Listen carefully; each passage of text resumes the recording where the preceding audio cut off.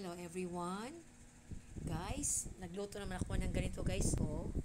Iwan ko kung anong tawag nito guys. Kasi gusto ng anak ko kumain naman ng ganito. Yung anak kong lalaki lang guys. Kasi yung mga girls, hindi sila kumakain ng ganito. Pero napakasarap ito guys. Alam ko napakasarap nito. Yan, kaya nagluto ako kaninang umaga guys. Mga 5 AM ng umaga nagluto ako ng ganito.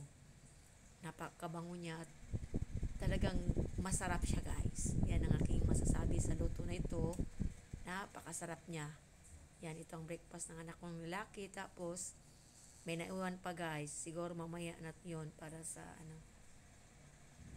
sa punan niya ba pagdating niya galing sa school. Yan, dami kayo ni. Ang akong giluto karon. Yan siya, malapit nang maluto guys. Iwan ko anong tawag ito guys sa inyo guys. Oy. Yan, pero napakasarap nito. Thank you for watching.